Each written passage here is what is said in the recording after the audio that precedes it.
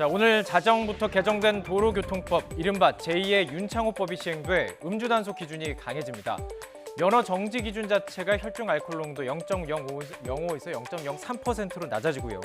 자, 이거는 소주 한 잔, 맥주 한 병 정도만 마셔도 단속에 걸릴 수 있는 수치입니다. 면허 취소 기준도 0.1%에서 0.08%로 낮아집니다. 지난해 12월 음주로 사고를 낸 경우에 운전자 처벌을 강화한 데 이어서 음주 단속 기준도 강화한 제2의 윤창호법이 본격적으로 시행이 되는 것입니다. 그렇다면 지난해 12월에 그 시작된 법안의 효과는 있었던 걸까요? 경찰청의 통계 자료를 보면은요, 제1의 윤창호법이 시행되고 나서 음주와 관련된 적발, 사고, 또 사망 건수가 굉장히 감소를 했습니다.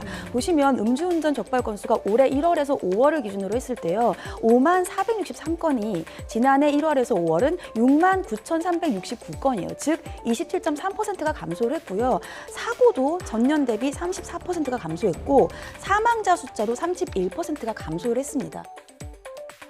효과가 있는 것으로 보입니다. 검찰도 제2의 윤창호법 시행에 따라서 앞으로 음주운전으로 사람을 치어 숨지게 하거나 큰 상해를 입히게 되면 최대 무기징역까지 구형할 방침입니다.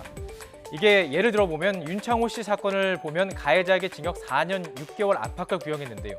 새 기준을 적용해 보면 징역 7년 이상에서 무기징역까지 구형할 수 있기 때문에 음주운전을 뿌리 뽑기 위한 엄격한 잣대가 본격적으로 가동되기 시작한 것입니다. 경찰은 내일부터 2달간 특별 단속도 나서는데요. 특별히 더 주의해야 할 점이 있습니다. 바로 숙취운전이죠. 과음 후 잠을 청한 뒤 술이 덜 깬 상태로 운전하는 경우 단속에 걸릴 수가 있습니다. 배우 안재욱 씨, 또 삼성 라이온스의 박한희 선수가 같은 경우로 각각 연기 활동과 선수 생활을 떠나야만 했습니다. 자, 그렇다면 전날 마시는 술을 기준으로 어느 정도의 음주까지 가능할까요? YTN 취재기자가 직접 음주 후에 측정해봤습니다. 한동호 기자입니다. 강화된 음주 단속 기준은 혈중 알코올 농도 0.03%입니다.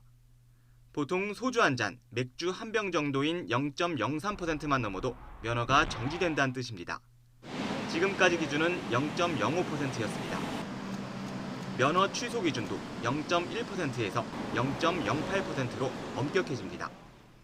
기존의 음주운전 기준이 0.05%일 때는 한두 잔 정도는 괜찮겠지 하는 인식이 좀 만연해 있었는데 이번 법 개정으로 술 한 잔만으로도 음주운전이 될 수 있습니다. 더욱 주의해야 하는 건 숙취운전입니다. 음주 다음 날 술이 완전히 깨지 않으면 단속에 걸릴 수 있습니다. 실제로 지난 2월 배우 안재욱 씨는 술자리 다음 날 음주 단속에 걸려 면허 정지 처분을 받기도 했습니다. 술 마신 다음 날 술 기운이 얼마나 남아있는지 직접 실험해봤습니다.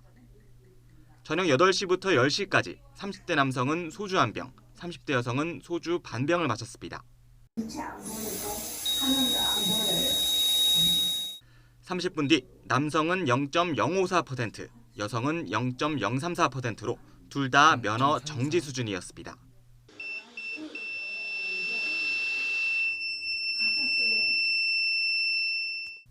다음 날 아침 7시 다시 측정한 결과 남성과 여성 모두 혈중 알코올 농도는 0%였습니다.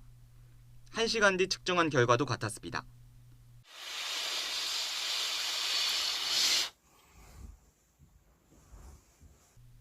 이처럼 술을 마셨더라도 밤새 해독되기 때문에 지나치게 불안해할 필요는 없습니다. 하지만 취할 정도로 술을 마셨거나 늦게까지 술자리가 이어졌다면 출근 때 대중교통을 이용하는 게 안전합니다. 상황에 따라 차이는 있겠지만 전날 10시 넘어서까지 술을 마셨다면 그 다음날 출근할 때는 분명히 숙취 운전을 가능성이 상당히 높습니다. 경찰은 개정된 도로교통법 시행에 맞춰 내일부터 2달 동안 음주운전 특별 단속을 할 계획입니다. YTN 한동우입니다.